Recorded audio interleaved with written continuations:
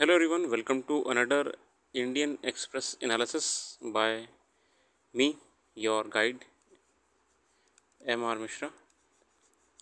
आज के अखबार में हम डिस्कस करने वाले हैं बहुत सारे टॉपिक्स में, जो कि शुरुआत हो रही है आपकी आरपीएफ कांस्टेबल का जो इंसिडेंट हुआ है उससे लेके टाइगर को लेके जो लेटेस्ट रिपोर्ट्स पब्लिश हुई हैं उसको लेकर आगे बढ़ते बढ़ते हम जानेंगे कैसे ग्रीन कैप्चर या कार्बन कैप्चर के बारे में ज़िक्र हुआ है।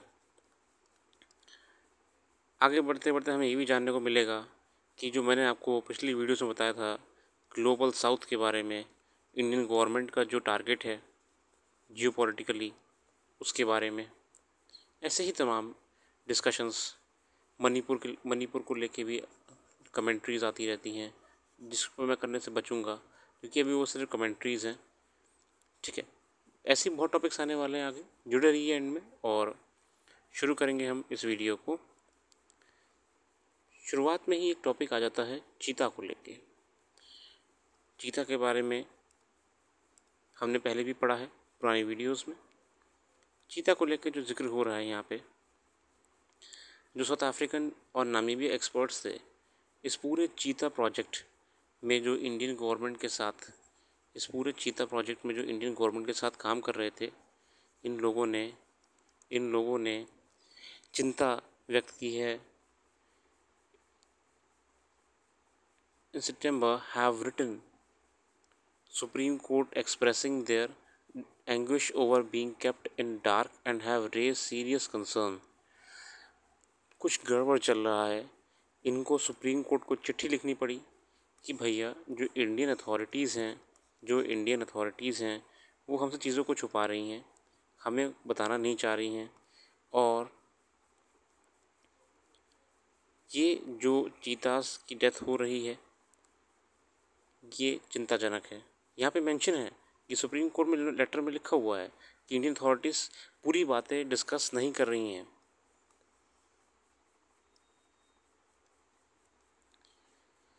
और ये भी जिक्र करा गया है कि कैसे ये जो मृत्यु दुखद हुई है चीतास की, ये रोकी जा सकती थी अगर प्रॉपर वेटनरी केयर और प्रॉपर मॉनिटरिंग उनका होता रहता। इसमें यही कमेंट्री है। The first set of 8 cheetahs from Namibia were released into Kuno National Park in Madhya Pradesh by Prime Minister Narendra Modi। ठीक है, since the first 2 cheetahs were released in wild on March 11, 5 adults and 3 cubs have died। 5 adults and 3 cubs have died on a petition filed by the NTCA। Supreme Court in January 2020 had lifted a ban imposed on the cheetah project in 2013। The court continues to monitor the report। चीता project को लेकर चिंता का विषय अब बन रहा है। गुड़गांव ये न्यूज़ जो आई है बिकॉज गुड़गांव में वायलेंस हुआ है उसको लेकर है। अभी के लिए हम इसमें नहीं जाएंगे। ठीक है, आगे आते हैं। एक और इग्नोर इट, जस्ट इस पे आएंगे, नेशनल बिग कैट के ऊपर लेके आएंगे हम। 1/5 of India's tiger area spanning 16 tiger reserves harbors only 25 or less than 1% of India's 3682 tiger show figures in the latest और इंडिया टाइगर एस्टिमेट्स। ये डेटा है अभी के लिए टाइगर्स को लेके कमेंट्री। ये एक आर्टिकल जो ये वाला है ये कमेंट्री आर्टिकल है, मतलब अब धीरे धीरे जब कोई खबर नहीं मिलेगी तो ये खबरें पब्लिश होती रहती हैं, क्योंकि रिपोर्ट्स बड़ी बड़ी होती हैं तो कभी कभी इन आर्टिकल्स को छपने में 1 हफ़्ता लग जाता है ना। 1 हफ़्ते के स्पैन में पूरी रिपोर्ट को बांट दिया जाता है कि इस दिन हम इस रिपोर्ट का ये वाला पार्ट शेयर करेंगे, अगले दिन हम रिपोर्ट का वाला पार्ट शेयर करेंगे। तो अभी के लिए इसे डेटा लीजिएगा, बाकी कुछ ज़रूरी नहीं है इसमें ज़्यादा कुछ खास। इसमें बातें जो की गई हैं हम देख लेते हैं। In all there are 53 tiger reserves covering a combined area of 797 square kilometres, while latest quadrennial 80 records net a gain of 715 tigers. अब 2018 में shows a shrinking range of big cats since 45% of India's tigers are concentrated in another set of 16 reserves that also account for roughly 1/5 of India's tiger area। ठीक है, ये basically बातें करें report को लेकर ही point चल रहा है, तो इसको अभी आप छोड़ दीजिए, ये सब कुछ ज़रूरी नहीं लगा तो हम इस बात नहीं करेंगे। यहाँ पे आते हैं, एक ये नया बिल पार्लियामेंट में लगातार बिल पे बिल लाए जा रहे हैं, जो कि अच्छी बात है। इससे पार्लियामेंट की वर्किंग पता लगती है कि काम हो रहा है। बड़ा अच्छा इसमें ये वाला बिल जो आया है, इसको लेकर टॉपिक चल रहा है, press and registration of periodicals bill. वही जो न्यूज़पेपर वगैरह का रजिस्ट्रेशन होता है उसको लेके है। Bill seeks to replace the PRB act 1867। आज तक जो प्रेस और पीरियोडिकल सिस्टम कहते हैं, ये पीआरबी एक्ट 1867 के अंतर्गत रेगुलेट हो रहे थे। ठीक है, ये आपको ध्यान रखना, यूपीएससी पूछ सकता है। पीआरबी एक्ट 1867 कितना पुराना एक्ट है। अब जाके मोदी गवर्नमेंट इसको चेंज कर रही है। पिछली गवर्नमेंट्स ने मेरे चेंज करने का प्रयास भी नहीं करा इसको। Which governs the registration of print and publishing industry. ठीक है। The aim of new bill is to bring transparency and ease of doing business. ठीक है। In 1867 Act, only the district magistrate could cancel the declaration of periodical, while PRG did not have suo motu powers to cancel, suspend the certificate of registration granted to it by PRB. ठीक है। Person who has been convicted by the court for an offence involving terrorist act or having done any against security of state shall not be permitted to bring out a periodical। ठीक है, तो points दे रखे हैं, ये points दे रखे हैं। अब the bill also seeks to do away with the provisions that required publishers and printers to file declaration before the DM. It was waters down the penal provisions of the PRB Act, which made improper declaration of information and punishable offence with present term 6 months. In the bill, punishment of jail up to 6 months is envisaged in only case where a periodical is published without a certificate of registration and the publisher fails to cease the printing of the publication even after 6 months of direction and issued under the PRG। अब मान लीजिए कि अगर जो PRG है, press register general है, वो अगर बोलते हैं कि भाई ये वाला जो पीरियोडिकल है या ये पे कोई तुमने छापा हुआ है, इसको हटा दो, मतलब कोई बात है, ये लॉ के हिसाब से ठीक नहीं है, अगर उसने नहीं हटाया तो उसको अब इसमें जेल का प्रावधान दे रखा है। 6 महीने आपका जो है जेल हो सकती है, 6 महीने की भी। तो ये जो चेंजेस लाए गए हैं, ये पॉजिटिव चेंजेस हैं ताकि और अच्छा कार्य हो इस क्षेत्र में। The new bill also provides for appellate authority the appellate board. एक नया बोर्ड हो, press and registration appellate board हो, जिसमें चेयरमैन हो, मेंबर्स हों। ठीक है, आगे आते हैं। Books which are part of PRB act have been taken out of the purview of PRB bill. Books as subject are administered by Ministry of Education. Also printing press won't have to file any declaration। अब printing press जो होंगी वो DM के पास कोई भी registration अपना नहीं कराएंगी, डिक्लेरेशन नहीं कराएंगी। Only an online intimation has to be filed. बड़ा इसी ईज ऑफ डूइंग बिजनेस कर रहे हैं। ठीक है ना, किसी को न्यूज़पेपर बनाना होगा अपना, या कोई फर्म खोलनी है, प्रिंटिंग प्रेस खोलनी है, तो उसे वो लंबे लंबे कानूनों में नहीं जाना पड़ेगा, वो ऑनलाइन भी कार्य कर सकता है। धीरे धीरे जैसे ये बिल पास हो जाएगा, हमारे सामने पूरी प्रक्रिया आ जाएगी। चलिए आगे बढ़ते हैं। ये PM मोदी जी कुछ इनॉग्रेशंस करेंगे।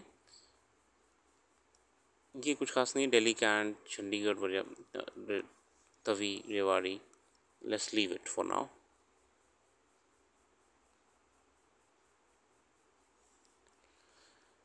Let's leave all this, it is not important for अस।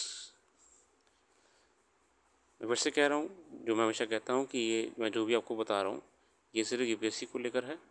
और आर्टिकल सब अच्छे होते हैं, हर किसी के काम होता है उसके हिसाब से होते हैं। अब फॉरेस्ट कंजर्वेशन अमेंडमेंट बिल को लेकर आर्टिकल्स लगातार आ रहे हैं।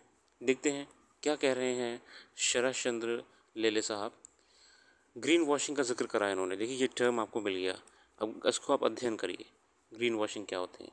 अच्छा, मैं एक और चीज़ कहना चाहता हूँ, मैं अपना जैसे कि टॉपिक्स होते हैं ये मैं अलग से वीडियो में कवर करूँगा। जैसे अब मैं ग्रीन वॉशिंग का, इसके ऊपर अलग से वीडियो बनाऊँगा, ग्रीन वॉशिंग के ऊपर। अगर मैं इसी वीडियो बना दूंगा तो ये वीडियो बहुत लॉन्ग हो जाएगी, मैं ये नहीं करूँगा।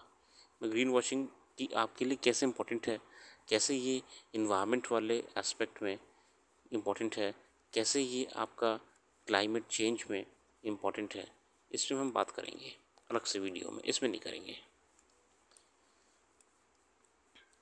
Greenwashing refers to action that claim to provide positive environmental benefits but don't achieve much with forest conservation bill। ठीक है, ये कहीं ना कहीं बोल रहे हैं कि यार इसमें गड़बड़ चीज़ कर दी इन लोगों ने और ये ग्रीन कटिंग हो रही है।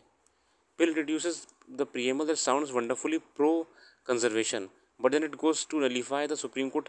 इसमें कहा जा रहा है कि जो 1996 का जो 1996 का जो गोडा वर्मन केस था, उसमें जो बातें कही गई थी, ये अब जो दुनिया भर का बिल ला रही है सरकार, ये गड़बड़ जा रहा है।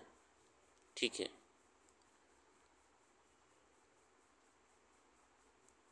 The Forest Conservation Act 1980 originated in the belief that superior governments were being too liberal in doing out forest land for non-forest activities।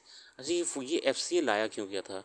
FCA basically इसलिए लाया गया था कि वो कह रहा था कि जितनी भी राज्य सरकारें थीं, ये इन पे आरोप लगाया जा रहा था कि ये जो भी जंगल का लैंड था, जंगल की भूमि थी, वो वहाँ पे अपनी मर्जी से किसी को भी दिए जा रहे हैं, कैसा भी कटान करे जा रहे हैं, जिसका जैसे कि अगर कोई फॉरेस्ट लैंड था, मैं यहाँ पे छोटा सा एक फॉरेस्ट प्लांट करूँगा, आप भी पेड़ लगाइए, मैं भी पेड़ लगाता हूँ, ये रहा फॉरेस्ट,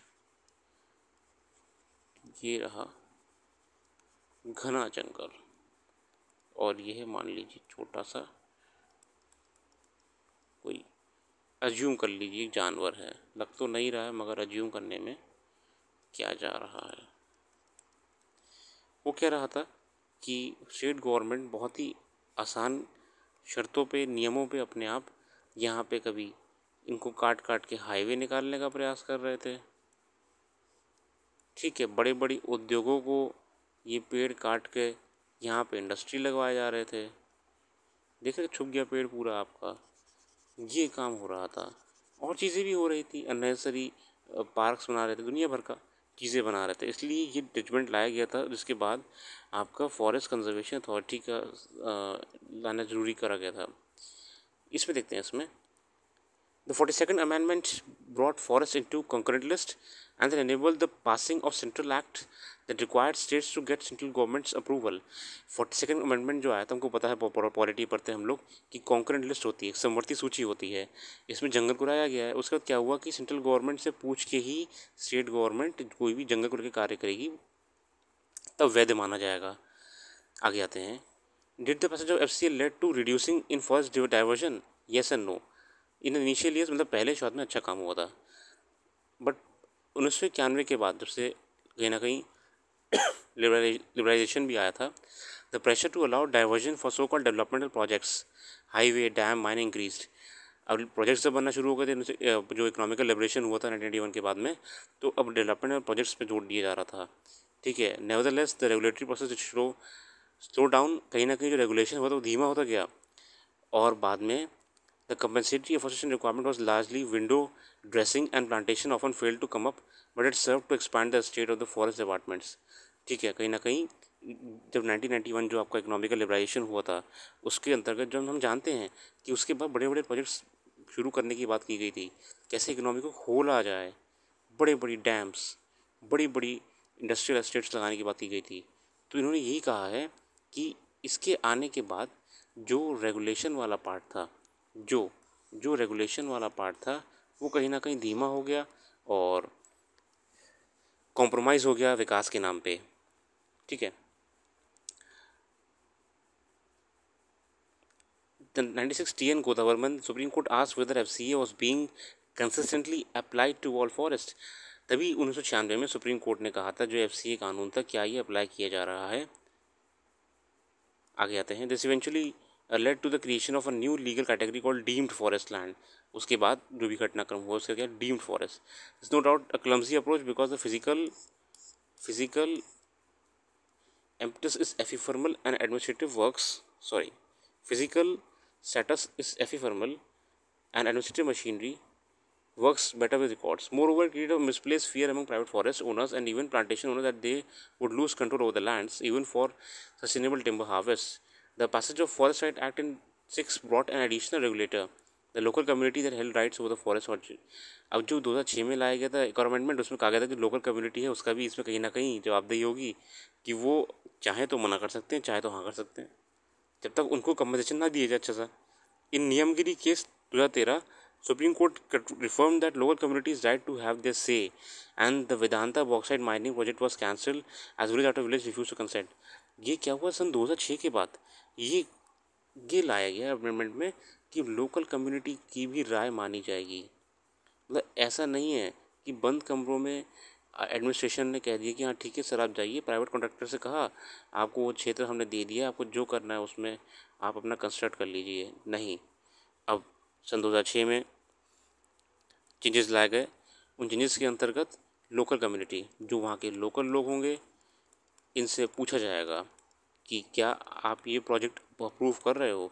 कंपनी वाले इनको ऑफ़र भी देंगे, हम तुम्हें ये देंगे, तुम्हें वो देंगे, मगर अगर इनको लग रहा है कि नहीं इससे हमारे पर्यावरण को खतरा होगा, तो हम इसको बिल्कुल भी अलाउ नहीं कर सकते हैं। ठीक है, और ये हुआ भी वेदांता बॉक्साइट, एक वेदांता बॉक्साइट माइनिंग का प्रोजेक्ट जो था इसे कैंसिल करवा दिया गया। ठीक है, लोकल कम्युनिटी पार्टिसिपेशन, ये तो पढ़ते हैं अपन लोग, लोकल कम्युनिटी पार्टिसिपेशन, ये मेंशन करिए नियमागिरी केस को। आगे आते हैं,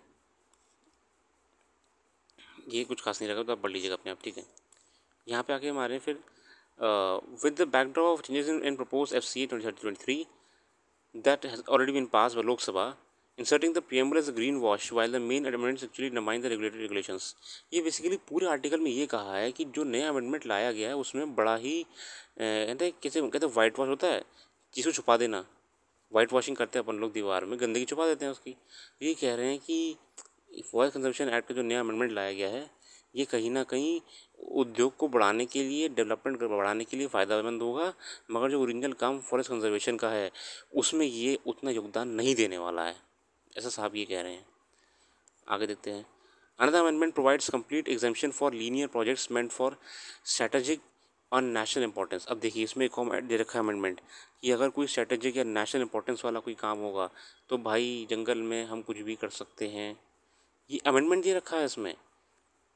ठीक है, with in 100 kilometre of national border, कोई मिलिट्री पोस्ट बनानी है, कोई मिलिट्री इस्टेब्लिशमेंट बनानी पड़ जाए, कुछ भी गवर्नमेंट कर सकती है, तो ये भी इसमें दिया गया है। इसी को लेके तो ये पॉइंट आ रहा है कि फॉरेस्ट कंजर्वेशन कहाँ हो रहा है, फॉरेस्ट रेगुलेशन तो कमज़ोर हो रहा है। A fourth, more hilarious amendment treats the creation of zoos and safari as still being a forestry purpose। ये असल में बार बार कहा जा रहा है कि जू और जो सफारी फारी होती है ये बेसिकली जो गवर्नमेंट ये सोच रही है कि इससे टूरिज्म करेंगे, ये करेंगे, वो करेंगे, ये डिस्टर्ब कर रही है। The green wash of compensatory plantation remains, but as the Great Nicobar case shows, the FCA rules of 22 allows the loss of Nicobarese tropical forest to be compensated by plantations in Haryana, and these can now be converted into safari zoo as well। बताइए आप, हम देखिए जो आप देखते हैं ना news में, अखबारों में आता है कि मंत्री जी ने पेड़ लगाए, अधिकारियों ने पेड़ लगाए। भैया ये पेड़ जो अभी लगा रहे हो ये ओरिजिनली कब कई कई 100 सालों बाद फ़ायदेमंद होंगे। तो जो कंपनसेटरी एफॉरेस्टेशन वाला कॉन्सेप्ट है ये बड़ा गलत तरीके से इस्तेमाल किया जा रहा है ना। मैं एक आर्टिकल पढ़ रहा था, उन्होंने बड़ी अच्छी लाइन लिखी थी कि क्या हम ये कह सकते हैं कि हम एक आदमी का मर्डर कर देते हैं और दूसरा आदमी पैदा हो गया है, दूसरा बच्चा पैदा हो गया है तो मतलब कंपनसेट हो गया।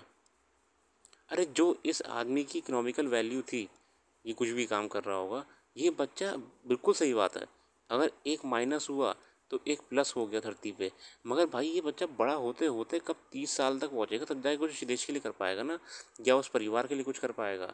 तो ये ही उस ऑथर ने ये कंपनसेटरी एफॉरेस्टेशन को कहा है। चलिए, जो इम्पोर्टेंट पॉइंट हमें यहाँ पे मिलने को आ रहा है वो है 1996 का गोदावर्मन केस, 1996 का TN गोदावर्मन केस।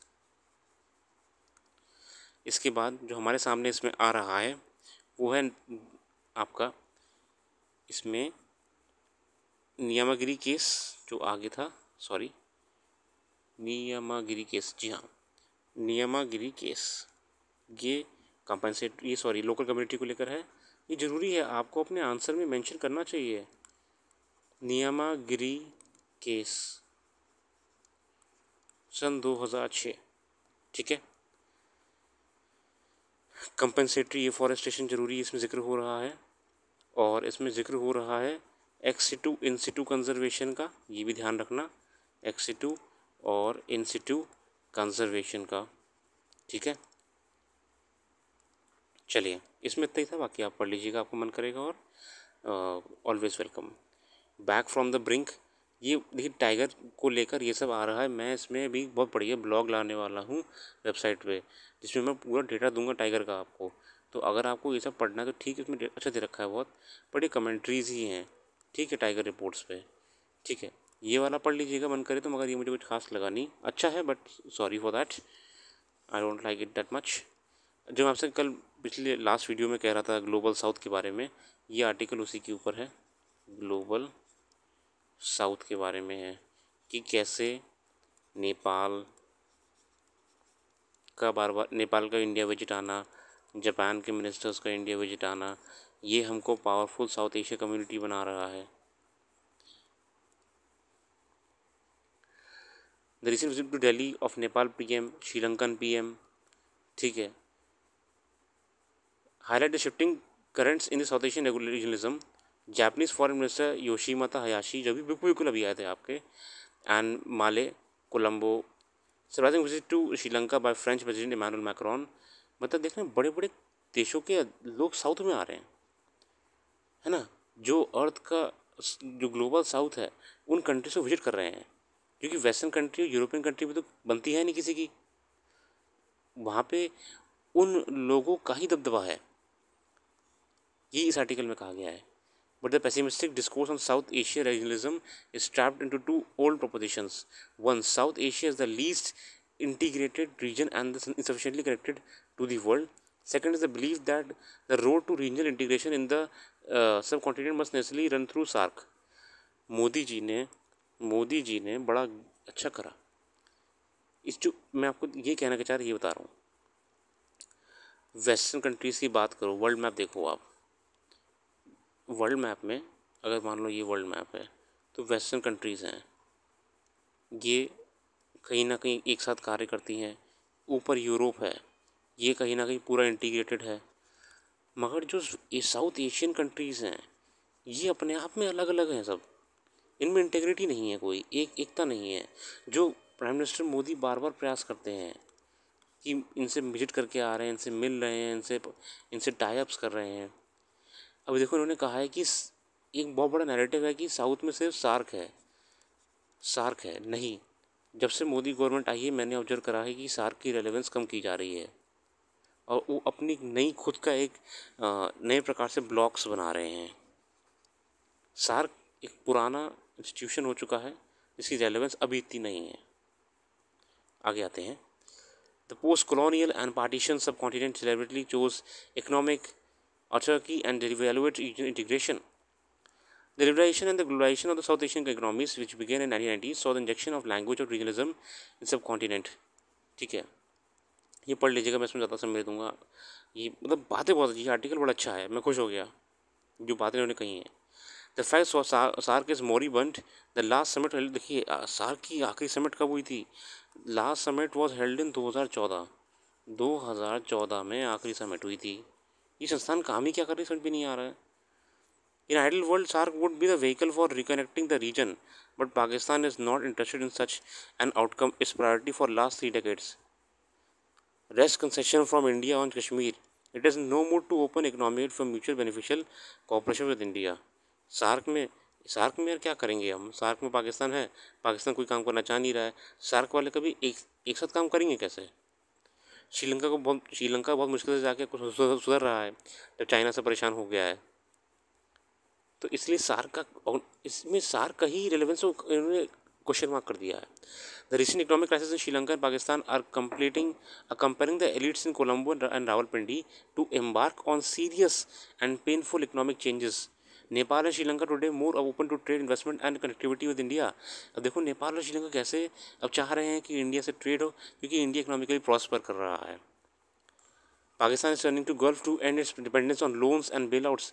पाकिस्तान ने जो लोन लिए हुए हैं, बेल आउट्स मांग यूरोप से मांगता रहता है, वो गल्फ कंट्रीज की तरफ जा रहा है। ठीक है, आगे आते हैं। Second, the region is looming larger in India's economic calculus as India's relative economic weight in the world has grown. Delhi's trade volumes with its neighbors are now impressive. Bangladesh, for example, is fourth largest destination for Indian exports, valued at about 16 million billions. कितना बढ़िया है, trade बढ़ रहा है। The logic of economic geography is beginning to unfold in India's relation with the most of its neighbors except Pakistan. ठीक है, बड़ा अच्छा आर्टिकल, बहुत वेरी गुड वंडरफुल आर्टिकल है ये वाला। The third, renewed greater power rivalry between US and China on the one hand and deepening conflict between Delhi and Beijing on the other have altered the subcontinent's geo-economic template in de-risking their commercial ties with China. अब देखो US China का जो पंगा हो रहा है, इसका फ़ायदा इंडिया भी उठा रहा है, सदर्न कंट्रीज़ भी उठा रही हैं। The use of example helped Nepal's energy and road connectivity with India, the 500 million Millennium Challenge grant. देख रहे हो आप, पंगा यूएस चाइना के बीच में हो रहा है, मज़ा हम भी ले रहे हैं। तो ये ग्लोबल साउथ का नैरेटिव पूरा चेंज हो रहा है। बहुत अच्छा आर्टिकल है, इसको जरूर पढ़िएगा आप एक बार। जो लोग सिर्फ वीडियो देख के पढ़ते हैं उनके लिए मैं जूम कर दे रहा हूँ, आप इसको वीडियो को पॉज कर लीजिएगा और इसको आराम से पढ़ लीजिएगा। मैं इसको धीरे धीरे ऊपर करता हूँ। जो मैंने हाईलाइट करा है ना, वो एज इट इज़ काफ़ी है। बहुत अच्छा आर्टिकल है, वंडरफुल आर्टिकल।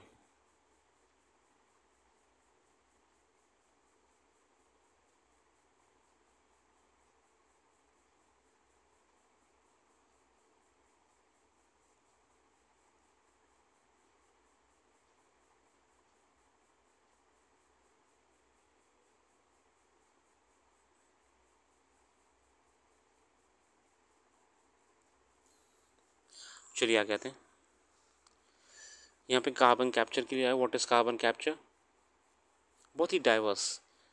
ठीक है, कार्बन कैप्चर बेसिकली क्या होता है, ये अलग से वीडियो बनाऊंगा, उसमें मैं डिस्कस करूंगा इसके बारे में। इसमें क्या लिखा है वो बताते हैं। There are two main types of carbon capture and storage. One is point source carbon capture and storage (CCS), which captures CO2 produced at source, the smokestack, while direct air capture removes carbon dioxide and CO2 that has already been released into atmosphere.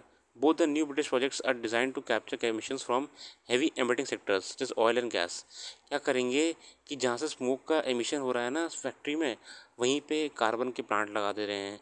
तो वो smoke जब उनसे होके जा रहा है तो carbon को, CO2 को हटा देता है स्मोक से या फिर अपने एमिटिंग एयर से, और उसको रिलीज़ कर देता है। तो कार्बन को कैप्चर कर रहा है and store them underground off the off coast of Britain in depleted oil gas field.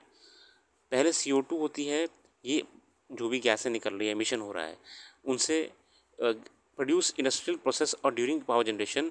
Once captured, it has to be compressed and transported to sites for storage, often by pipelines. After that, it has to be injected into rock formations underground, typically 1 kilometer or more than underground storages.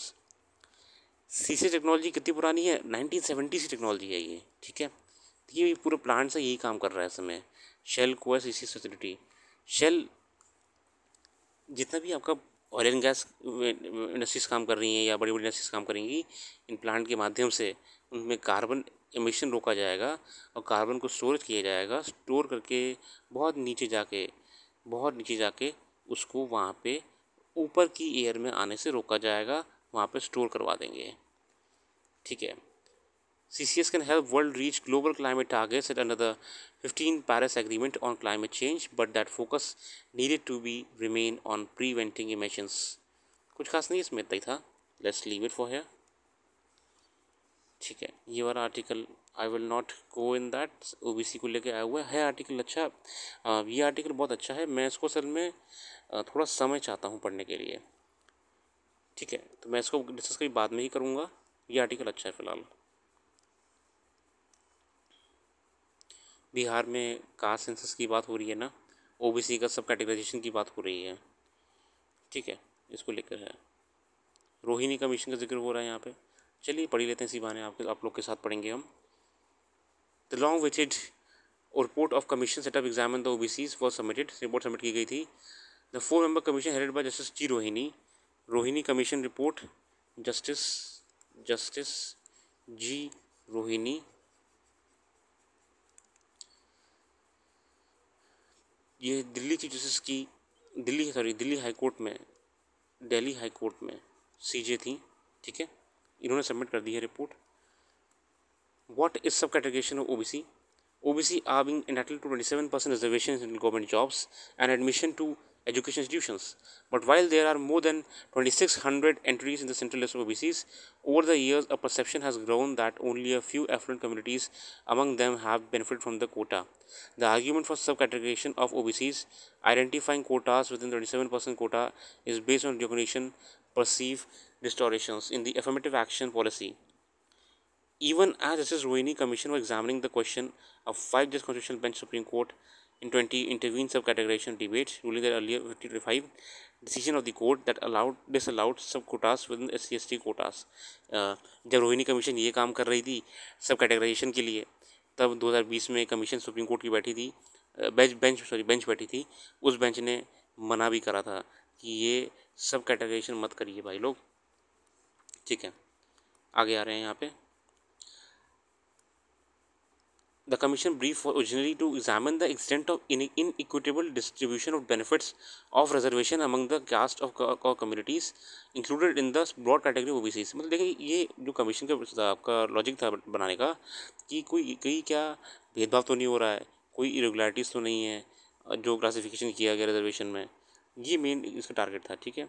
Commission का setup किया गया था जनवरी 3, 2018 में 12 week के अवधि के लिए, ठीक है, जनवरी 3, 2018 में, ठीक है। बाद में कुछ ये पढ़ लीजिएगा, कमेंट्रीज है वो मैं छोड़ उसमें नहीं जाऊँगा। ओवरऑल ठीक है, सब कैटेगराइजेशन की बात हो रही है। अब आप इसके लिए देख लीजिएगा कि कैसे फर्दर रिजर्वेशन और हमारी सोसाइटी को इम्पैक्ट कर सकता है, या कैसे क्या रिजर्वेशन होने से और सब कैटेगराइजेशन होने से क्या कुछ बेहतर होगा इस देश में, तो ये आप इसमें एनालाइज कर सकते हैं। चलिए आगे आते हैं। ये पेट्रोल को लेके है, ये सब इकोनॉमिकल तो आर्टिकल ये चलते रहेंगे जब तक आप एग्ज़ाम देने नहीं जा रहे हैं, तब तक के लिए ये बदलते रहते हैं, ऑयल का इंपोर्ट एक्सपोर्ट वगैरह और जो जियो पॉलिटिक्स होती है, तो आप ऐसे ही पढ़ लीजिएगा। मैं जूम कर दे रहा हूँ आपके लिए, आप इसको आराम से पढ़ लीजिएगा ऐसे ही, ठीक है।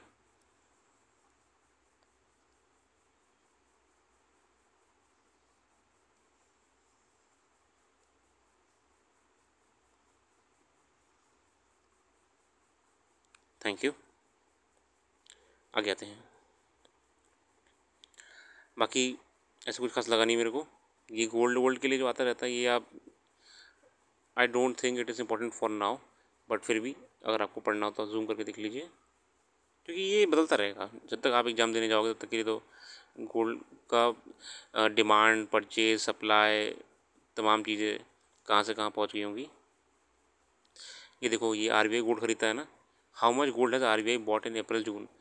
The RBI bought 10 tons of gold compared to 15 tons in 22. At the end of June 23, the RBI's gold reserves stood at 79.74 tons. The report said following a record-breaking start in Q1 2023, central bank gold demand slowed in Q2. The slower demand was primarily driven by net sales in Turkey due to its political and economic circumstances. ठीक है, पढ़ लीजिए। Very good, बढ़िया कर रहे हैं आप लोग, ऐसे ही पढ़ाई करते रहिए, मज़ा आ जाएगा।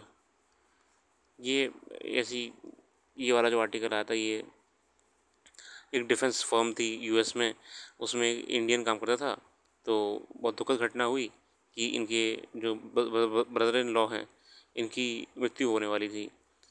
तो ये बिल्कुल डेथ बेड पे ही थे, ठीक है। तो उनको वीडियो कॉल करा आखिरी बार बात करने के लिए, गुड बाय करने के लिए। तो हुआ ये था कि इन भाई साहब ने, जो 78 ईयर ओल्ड है, इन्होंने हिंदी में बात करी उससे, ठीक है। अब समझिएगा आप, हिंदी में बात करी। और ये बहुत ही, देखिए यूएस में तो प्राइवेट डिफेंस फर्म होती ही हैं, डिफेंस जो सेक्टर में काम करती हैं, मिसाइल टेक्नोलॉजी वगैरह में। तो ये जो मिसाइल डिफेंस एजेंसी थी, ये कुछ पॉलिसीज़ होती हैं इनकी कि आप पर्सनल मोबाइल यूज़ नहीं कर सकते अपना ड्यूटी के वर्किंग के दौरान, सेफ्टी के लिए, सिक्योरिटी के लिए। अब उन्होंने क्या करा, गए अपना ये, अब भैया किसी के फैमिली में ऐसा कुछ हो रहा है तो कौन रुकेगा कि हाँ भाई मैं बाद में फ़ोन करता हूँ। और उनके भाई जो थे वो डेथ बेड पे थे, ब्रदर इन लॉ, तो ये गए अपना अलग से कोने में जाके बैठ गए और जो क्यूबाइकल्स होते हैं ऑफिस में, वहाँ से उन्होंने वीडियो कॉल कर ली कि और हिंदी में बात करी। अब उसको ये शक हुआ कि ये कोई चीज़ लीक कर रहा है, जो यूएस का इनका पार्टनर था, कि कुछ लीक कर रहा है, या जो गवर्नमेंट, ये जो पॉलिसी इनकी कंपनी की है फ़ोन ना यूज़ करने की। देखो बिफोर, इनके वकील ने क्या कहा कोर्ट में, before doing so he made sure there was no classified material और anything else pertaining to MDA of parson work anywhere. हालांकि कंपनी ने सुना नहीं और इन्हें निकाल दिया। कोई दिक्कत नहीं, इतनी आर्टिकल था ये बस। तो आज के अखबार में हमने जो जाना, अच्छे आर्टिकल्स थे, नीचे कुछ खास नहीं तो मैं समझाऊंगा भी नहीं। मैं एक और बार कहना चाहता हूँ कि आप अखबार खुद से पढ़िए और खुद से पढ़ के एनालिसिस करिएगा। मैं अभी इस पर और वीडियो लाने वाला हूँ ग्रीन कैप्चर पे। सॉरी, मैं बार बार ग्रीन कैप्चर बोल रहा हूँ, ग्रीन कैप्चर भी टर्म होता है। मैं वीडियो लाने वाला हूँ कार्बन कैप्चर पे, कार्बन।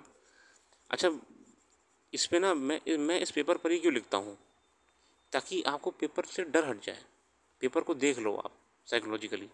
मैं चाहूँ तो स्लाइड बना बना के पढ़ाऊँ, जो कि मैं आगे पढ़ाने वाला हूँ। मैं स्लाइड्स पे काम कर रहा हूँ, मैं स्लाइड से पढ़ाया करूँगा, मगर अभी मैं चाहता हूँ पेपर का डर आपके यहाँ से निकल जाए। तो जो डीप एनालिसिस हुआ करेगा वो मैं अलग से वीडियो पे करा करूँगा। कार्बन कैप्चर क्या है, ग्रीन कैप्चर क्या है, टाइगर रिपोर्ट में क्या कहा गया है, ओबीसी रिजर्वेशन को लेकर क्या होता है क्या नहीं होता है, ये मैं अलग से डिस्कस करूँगा शॉर्ट वीडियोज़ में, ताकि आपका समय बचे। आपको जीएस प्रीलिम्स पढ़ना है, जीएस मेंस पढ़ना है, अगर वीडियो देखते रहोगे हमेशा बैठे बैठे तो पढ़ाई कब करोगे। ठीक है, तो जो मेरा मेन टारगेट है पेपर को ऐसे दिखाने का, वो आपके अंदर से डर निकालना है पेपर को लेकर। और जो समय अवधि लंबी लंबी लग जाती है पढ़ने में, उसे कम करना है। Thank you, thank you for giving a precious time and have a very nice day. Succeed in your life, succeed in what ever you do.